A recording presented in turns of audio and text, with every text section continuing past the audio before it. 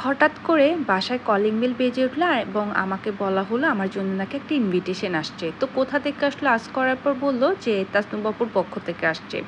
যদিও তাসনিম আপু এটা মিস করে না আমাকে ইনভিটেশন পাঠাতে। সো যেটা হচ্ছে কিনা 14, 15, 16 শপিং ব্যাগ এবং গার্লস প্রায়োরিটি 2 জনের উদ্যোগে সুন্দর একটা এক্সিবিশন হতে যাচ্ছে, মানে পহেলা হচ্ছে বৈশাখের একটা বৈশাখী মেলা।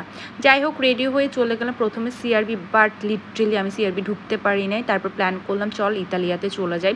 ইতালিয়া গিয়ে দেখলাম যা অবস্থা, সেম ঈদের মতো অবস্থা। কোনো মতো একটা জায়গা পাইলাম, ওখানে এত প্রচুর মানুষ ছিল, বিকজ হচ্ছে ওদের ইন্টেরিয়র ডিজাইনটা চেঞ্জ করার পর থেকে না মানুষের খুব একটু বেড়ে গেছে, যেটা সুন্দর লাগতেছিল। যাই হোক, তারপর আমরা হচ্ছে মেনুগুলো চেক করছিলাম কী কী অর্ডার করা যায়, যেহেতু পেটে অনেক খিদা ছিল। আর একটা জিনিস খেয়াল করলাম যে ওরা খুবই মানে একদমই টাইম নিয়ে ওরা তোমাদেরকে ফুড সার্ভ করছিল। যাই হোক, তারপর হচ্ছে 30 মিনিটস 40 মিনিটস পর খাবার আসতেছে, একটার পর একটা দিয়ে যাচ্ছিল, খুবই স্লো ছিল। তো এখানে আমরা হচ্ছে কিনা তোমার হাক্কা একটা চাউমিন অর্ডার করছিলাম, তারপর ওদের মিট বক্সটা আমার খুব ভালো লাগে, ওটা অর্ডার করছিলাম। তারপরে আরও অনেক কিছু অর্ডার করছি, বাট একটার পর একটা আসতেছে, মানে একসাথে আসতেছে না, একটু পরপর ডাক দিচ্ছে টেবিল নাম্বার এত, দেন খাবার আসতেছে। যাই হোক, তারপরে কি করার, যেহেতু একটা কি বলে পহেলা বৈশাখের টাইম, সবাই তো ব্যস্ত থাকে। যাই হোক, আমি হচ্ছে কিনা তোমাদের খুব পাস্তা পছন্দ করি, তো তাহিনাপু বলতেছে না এটা ট্রাই করে দেখি চল, এটা তো অন্য জায়গায় মজা, এখানে কেমন। তো আমি অনেক কষ্ট করে খাচ্ছিলাম, বিকজ হচ্ছে কিনা এটা খুবই স্পাইসি ছিল। আর তার উপরে আমার হচ্ছে কিনা ঠোঁটে তো জ্বর-ঠোসা জানো, এটার জন্য আমি ঝাল খেতে পারতেছিলাম না টোটালি। এটা একটুখানি যদি জ্বর-ঠোসার মধ্যে যা স্পাইস লাগে আমার অবস্থা খারাপ হয়ে যায়, আমি কান্না করে দেওয়ার মতো অবস্থা হয়। তা আমি খুবই মানে একদম কেয়ারফুলি খাচ্ছি, একটুখানি লাগলেই শেষ।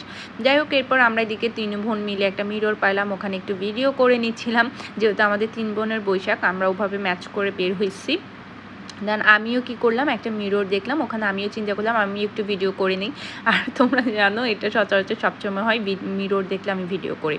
তারপর প্ল্যান করছিলাম কোথায় যাওয়া যায়, এরপরে চলে গেলাম বারকোড ফুড জাংশনে, যেখানে সবসময় যাওয়া হয়। তো ওখানে চলে গেলাম, ওখানে প্ল্যান করছিলাম আমরা একটু চাটা খাবো। ওখানে গিয়ে এত সুন্দর করে সাজাইছে, বৈশাখীর একটা সাজ আমার এত ভালো লাগছিল, লিটারেলি অনেক সুন্দর লাগতেছিল। তারপর অনেকের সাথে ওখানে দেখা হয়েছিল। তারপর হচ্ছে কিনা এই সাইডে একটা শুভ নববর্ষের একটা সুন্দর পোস্টার ব্যানার করছিল, খুবই সুন্দর। এখানে দেখলাম যে অনেকে ছবি তুলছিল, ভিডিওস করছিল, ভালোই লাগছিল, খুব সুন্দর একটা আমেজ তৈরি হয়ে গেল। দেন চিন্তা করলাম কি খাওয়া যায়, যেহেতু ইতালিয়া থেকে এতগুলা হেভি খাবার খাইছি, তো আমরা তো চা খাওয়ার প্ল্যানিং নিয়ে আসছি, বাট না, তারপরে চিন্তা করলাম চায়ের পাশাপাশি কি খাওয়া যায়। তারপরে তাহিনাবু বলতেছে চল অনেকদিন ধরে ফুচকা খাই নাই, চল একটু ফুচকা ট্রাই করি। তো আমিও চিন্তা করলাম চল বারকোটে ফুচকা অনেকদিন খাওয়া হয় না। দেন এখানে ওরা দোসা বানাচ্ছিল, যেটা আমার একদমই পছন্দ না, আমি একদম দোসা লাভার না, আমার কেন জানি ভালো লাগে না। আমার কাছে মানে এই হাবিজাবি এগুলোর চেয়ে আমার কাছে ফুচকা টুচকা এগুলো বেশি ভালো লাগে। তারপর অর্ডার করলাম, তারপর চলে আসলে এখানেও অনেক টাইম লাগছিল, বিকজ অনেক মানুষের ভিড়, তো ওরা একটা একটা করে দিয়ে যাচ্ছিলো।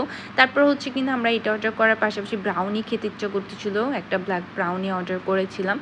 তো এটা আস্তে করে আমি খুলে দেখাচ্ছিলাম, উফ মানে দেখতে অনেক মজা লাগে। তারপরে দিলাম চা অর্ডার, তারপরেই তো খেলাম, বাট ওদের ফুচকা এখন আগের থেকে অনেকটাই খারাপ হয়ে গেছে, ভালো লাগে না আমার।